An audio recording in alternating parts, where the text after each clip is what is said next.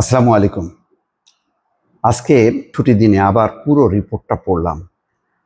সেটা হচ্ছে আসামির কাঠগড়ায় সাবেক প্রধান বিচারপতি খায়রুল হকের ৪০ মিনিট ২ হাত পেছনে নিয়ে পড়ানো হয় হাত পড়া।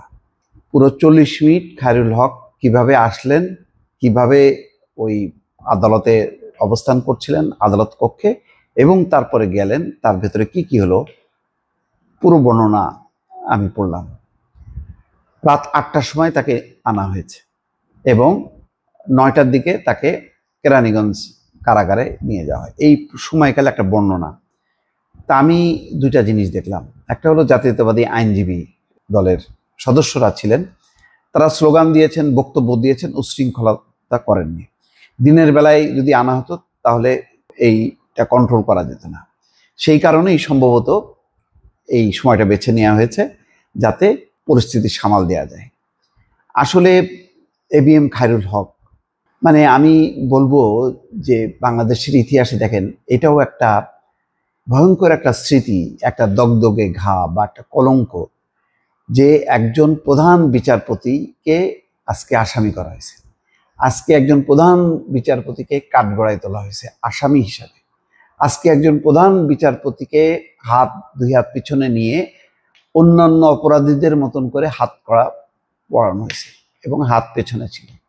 আজকে একজন প্রধান বিচারপতিকে যেই সব কথা শুনতে হলো, যিনি রায় দেন অনেক অধস্তন একজন বিচারকের সামনে বা ম্যাজিস্ট্রেটের সামনে, তাকে মাথা নিচু করে দাঁড়ায় থাকতে হবে। তিনি ম্যাজিস্ট্রেটের দিকে তাকায় ছিলেন, আবার মাথা নিচু করেছিলেন, চোখে মুখে বিষণ্ণতা। আজকে কিল, চর, থাপ্পড়, লাথি, গোতা কিছুই কেউ মারেনি এবং তারা বলেছেন যে আমাদের নির্দেশ, আমরা অসম্মান করব না। কিন্তু খায়রুল হকের যে অপরাধ, মনে হবে যেন ত্রয়োদশ সংশোধনী বাতিল করলেন তো মানে শেখ হাসিনা সেটা করলেন কেন, তারা তো সিদ্ধান্ত নিতে পারতেন তো না। এটা তো আদালতের উপর ভর করেই শেখ হাসিনা তার ফ্যাসিস্ট শাসন চালাই গেছে, এটা বোঝা দরকার। এটা ছিল একটা ছুতা, সেই ছুতাটা তৈরি করে দিছে প্রধান বিচারপতি এবিএম খায়রুল হক, এবং তার কারণে আজকে ফ্যাসিস্ট শাসন, তার কারণে গণতন্ত্রের মৃত্যু, নির্বাচনের মৃত্যু, হাজার হাজার মানুষের মৃত্যু, এই যে দুঃশাসন, আয়নাঘর, গুম, খুন, হত্যা, সব কিন্তু মূল কারিগর হচ্ছেন এবিএম খায়রুল হক। তার ওই এক রায়ের ফলে পুরো বাংলাদেশের ইতিহাসের মানচিত্র পাল্টে গেল এই অর্থে, অর্থাৎ রাজনৈতিক ইতিহাসকে তিনি পাল্টায় দিলেন। একটা গণতন্ত্রে উত্তরণের একটা ধারা তৈরি হচ্ছিল, যদিও আওয়ামী লীগ এবং বিএনপির দুই দলের টানাপোড়েনে টিকায় রাখা খুব কঠিন হচ্ছিল। তারপরেও একটা ভঙ্গুর অবস্থায় হলেও সেখান থেকে হয়তো আস্তে আস্তে উত্তরণ ঘটার একটা সম্ভাবনা ছিল, কিন্তু তার চিরমৃত্যু ঘটায় দিল শেখ হাসিনা। কিভাবে ঘটালো? ওই যে এক রায় সংবিধানের ত্রয়োদশ সংশোধনীটা বাতিল করলো, জালিয়াতির আশ্রয় নিয়ে বলল যে এটা অবৈধ।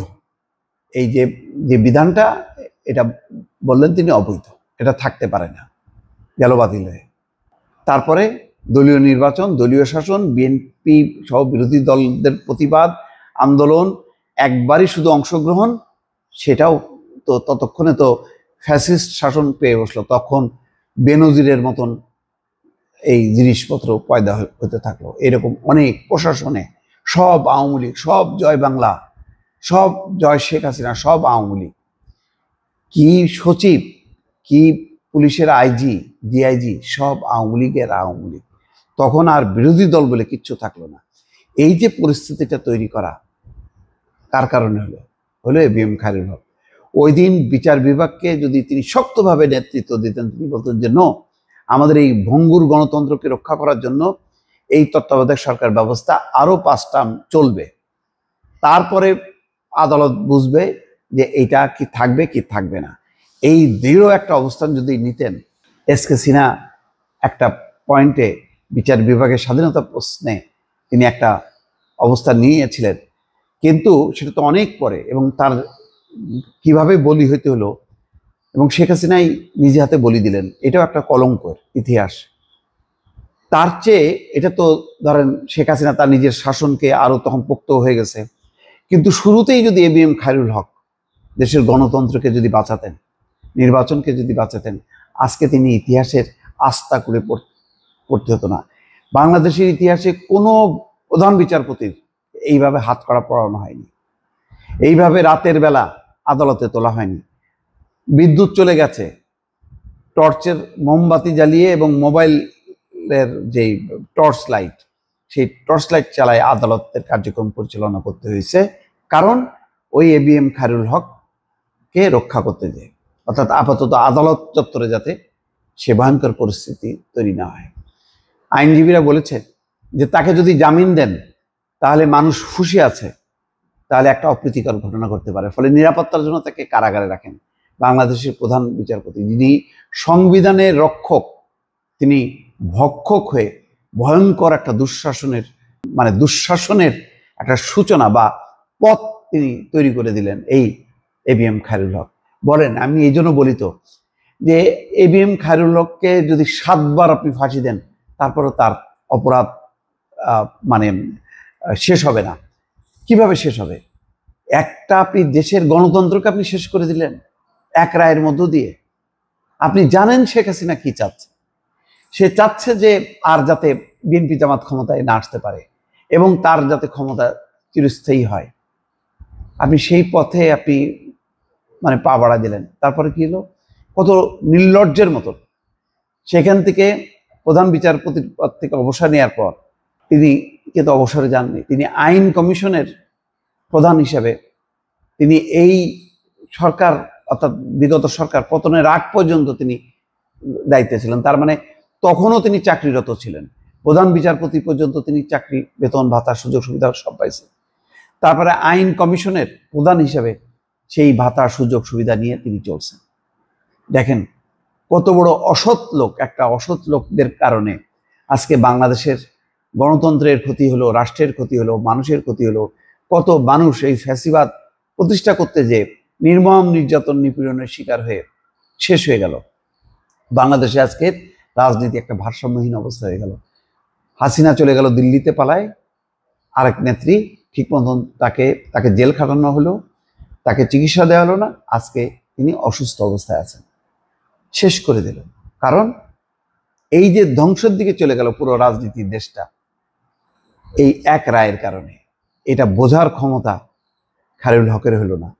আমরা ক্ষুদ্র মানুষ, আমরা বুঝতে পারি যে কত বড় সর্বনাশ তিনি ঘটায় গেলেন, কিন্তু তিনি বুঝতে পারলেন না। আজকে দেখেন তার নির্মম পরিণতি। এটাই যথেষ্ট না, কিন্তু এটা তো ইতিহাস। বাংলাদেশের ইতিহাস যখন রচনা হবে তখন বলা হবে যে একজন ওই যে কি বলে এসকে সিনহাকে কিভাবে দেশ থেকে বের করে দেওয়া হয়েছিল, কত রকম অপবাদ দিয়ে, যেহেতু শেখ হাসিনার বিরুদ্ধে চলে গেছিল তার রায়টা। আর এক বিচারপতি শেখ হাসিনার পক্ষে তার ফ্যাসিবাদ প্রতিষ্ঠা করতে যে তাকে হাত কড়া পড়ায় আজকে আদালতে তাকে উঠাইতে হলো। এবং বিদ্যুতের আলো যখন নাকি চলে গেল আদালত পক্ষে, তখন তার নিরাপত্তার কারণে পুরো পুলিশরা ঘিরে রাখলো তাকে, রাষ্ট্র তাকে প্রোটেকশন দিল, কিন্তু তিনি কিন্তু রাষ্ট্রকে প্রোটেকশন দিলেন না, রাষ্ট্রের ধ্বংসের একটা সূচনা করে দিয়ে গেলেন তিনি। আজকে এর কি নির্মম পরিণতি হবে, এর কি বিচার হবে দর্শক বলতে পারবো না। ভালো থাকবেন। আল্লাহ হাফিজ।